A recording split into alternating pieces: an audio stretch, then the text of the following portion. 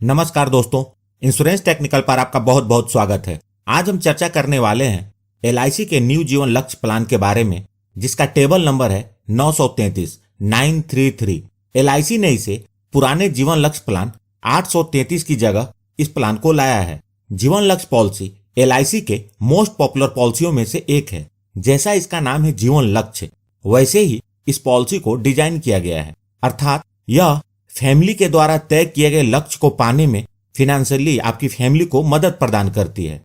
यह पॉलिसी बीमा धारक को प्रोटेक्शन और सेविंग दोनों प्रदान करती है। यह एक नॉन लिंक प्रोडक्ट है, अर्थात यह शेयर मार्केट से जुड़ा हुआ नहीं है। यह एक लिमिटेड प्रीमियम पेमेंट का प्लान है, जिसके तहत बीमा धारक को चुने गए पॉलिसी पीरियड से 3 वर्ष कम समय तक प्रीमियम का भुगतान करना होता है। यह एक विद प्रॉफिट प्लान है, जिसके अंतर्गत एलआईसी अपने फाइनेंशियल परफॉर्मेंस के अनुसार प्रॉफिट को वेस्टेड सिंपल रिविजनरी बोनस और फाइनल एडिशनल बोनस के रूप में बीमा धारक के साथ शेयर करती है। इस प्लान की सबसे खास बात यह है कि बीमा धारक के साथ कुछ अनहोनी होने पर भविष्य के सारे प्रीमियम माफ हो जाते हैं। साथ ही साथ सम एश्योर्ड का 10% हर साल रेगुलर इनकम के रूप में मिलने लगता है और पॉलिसी के मैच्योरिटी के समय पर पॉलिसी की मैच्योरिटी का अमाउंट भी मिल जाता है। यही पॉलिसी कन्यादान पॉलिसी के नाम से भी फेमस है।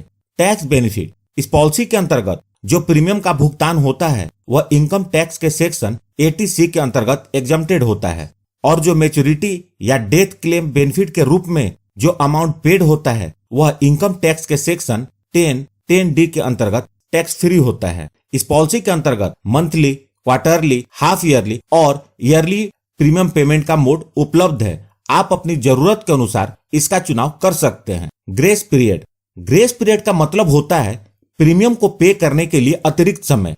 इस ग्रेस पीरियड के दौरान भी पूरी कवरेज बनी रहती है और इस दौरान यदि क्लेम आता है तो एलआईसी उसका भुगतान करती है। ग्रेस पीरियड इस बात पर निर्भर करता है कि प्रीमियम पेमेंट का आपने कौन सा मोड अपने लिए चुना है। यदि आपने ईयरली, हाफ ईयरली या क्वार्टरली प्रीमियम पेमेंट मोड चुना है तो आपको अतिरिक्त समय 30 दिनों का मिलता है। यदि आपने मंथली प्रीमियम पेमेंट मोड का चुनाव किया है तो आपको ग्रेस पीरियड 15 दिनों का मिलता है।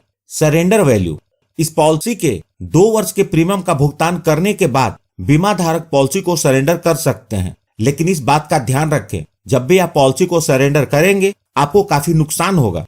इसलिए पॉलिसी लेते समय सोच समझकर उतने ही समय शॉर्ट की पॉलिसी लें जिसका प्रीमियम भरने में आपको दिक्कत ना हो और आपको पॉलिसी सरेंडर करने की आवश्यकता न पड़े। लोन फैसिलिटी, इस पॉलिसी के अंतर्गत लोन की सुविधा उपलब्ध है, जो कि पॉलिसी के अंतर्गत 2 वर्ष के प्रीमियम का भुगतान करने के बाद मिलती है। लोन का अमाउंट इस बात पर निर्भर करता है कि पॉलिसी कितने साल चली है और उसका सरेंडर वैल्यू क्या है। इनफोर्स पॉलिसी के लिए लोन सरेंडर वैल्यू का 90% मिलता है और पेड अप वैल्यू पॉलिसी के लिए लोन सरेंडर वैल्यू का 80% मिलता है।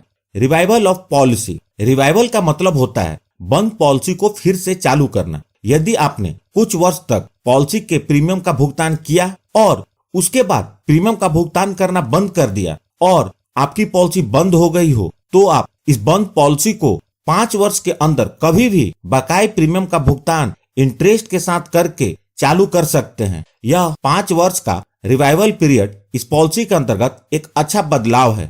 पेड अप वैल्यू, यह इस पॉलिसी की बहुत अच्छी बेनिफिट है, जिसके अंतर्गत यदि बीमा धारक ने कम से कम 2 वर्ष या उससे अधिक अवधि के प्रीमियम का भुगतान कर दिया हो, उसके बाद किसी भी कारणवश प्रीमियम का भुगतान करना बंद कर दिया हो, तो भी इस पॉलिसी की कवरेज खत्म नहीं होती, बल्कि पॉलिसी के लाभ घटे हुए सम एश्योर्ड के साथ जारी रहते हैं। दोस्तों, पेड अप वैल्यू की जानकारी बहुत ही जरूरी है। यदि आप पॉलिसी का प्रीमियम नहीं भर पा रहे हैं और इसे बंद करने की सोच रहे हैं, और यदि आप एलआईसी का भी करता है और आपका कोई कस्टमर अपनी पॉलिसी को बंद करने की सोच रहा है, तो उसे पेड अप वैल्यू के बारे में जरूर बताएं।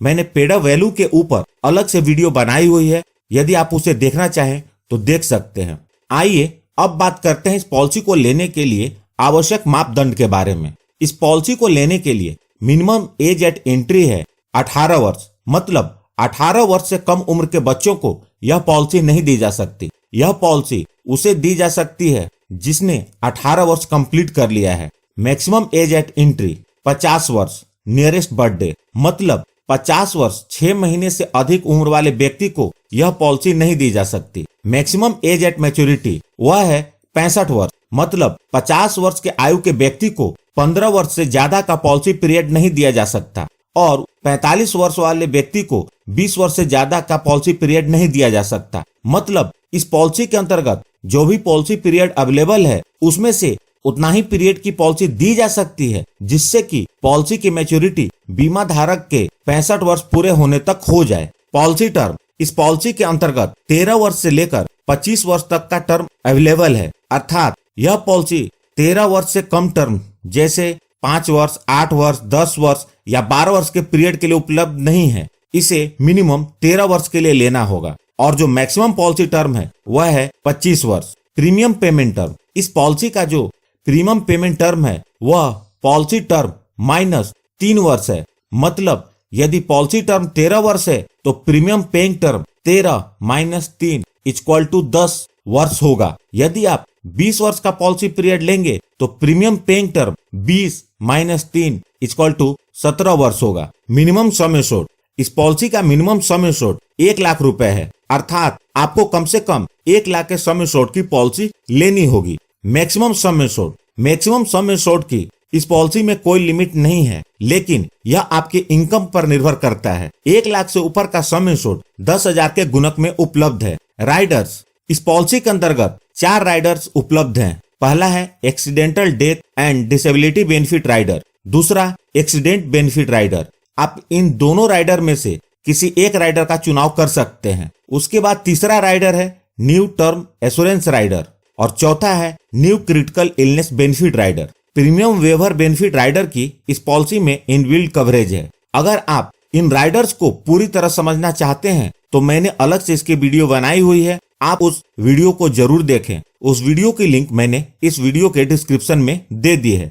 Settlement option for maturity and death benefit, यहाँ आप समझ लीजिए कि इस पॉलिसी के डेथ बेनिफिट या मैच्योरिटी को किस किस प्रकार से ले सकते हैं। इस पॉलिसी के अंतर्गत आपको मैच्योरिटी और डेथ बेनिफिट लेने के 2 ऑप्शंस उपलब्ध हैं। पहला है लमसम पेमेंट, जिसमें मैच्योरिटी या डेथ बेनिफिट का भुगतान एक बार में ही हो जाता है, अर्थात LIC पूरा पैसा एक साथ पे कर देती है। यदि मैच्योरिटी है तो भुगतान बीमा धारक को होता है और यदि डेथ बेनिफिट है तो इसका भुगतान नॉमिनी को होता है। जो दूसरा ऑप्शन है इन इंस्टॉलमेंट का, इसके अंतर्गत बीमा धारक चाहे तो मैच्योरिटी या डेथ बेनिफिट के भुगतान को 5, 10 या 15 साल तक मंथली, क्वार्टरली, हाफ ईयरली और ईयरली इंस्टॉलमेंट के रूप में ले सकते हैं। वे चाहे तो पूरी अमाउंट को इंस्टॉलमेंट में ले या चाहे तो कुछ हिस्सा लमसम में ले और कुछ हिस्सा इंस्टॉलमेंट में ले। यहाँ एक बात का ध्यान रखें, इस ऑप्शन का चुनाव बीमा धारक जब तक जीवित हैं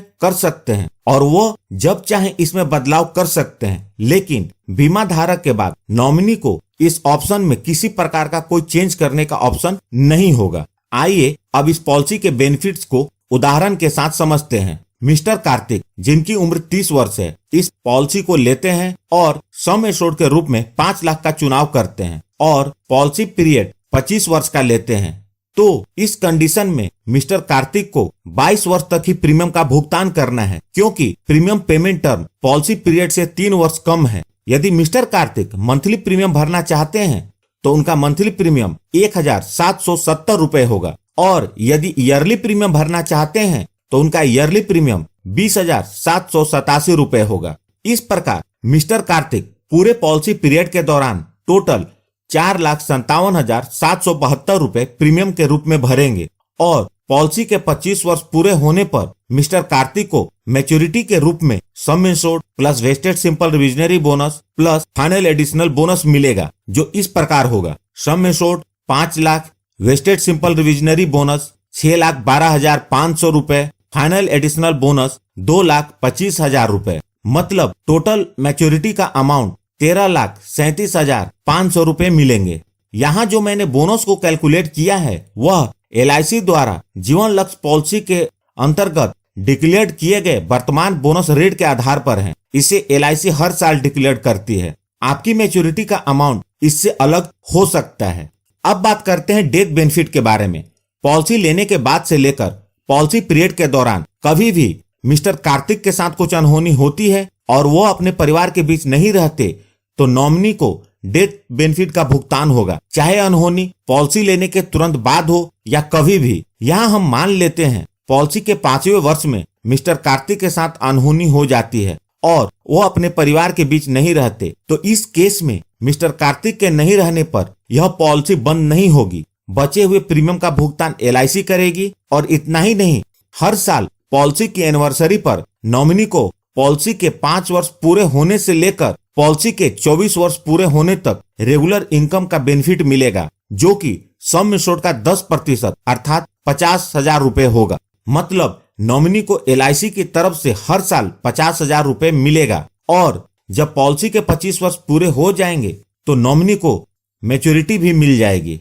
इस केस में सम इंश्योर्ड के रूप में सम इंश्योर्ड का 110% मिलेगा। बोनस पहले जैसा बताया था वैसा ही मिलेगा। तो नॉमिनी को मैच्योरिटी बेनिफिट के रूप में टोटल 13,87,500 रुपए मिलेंगे।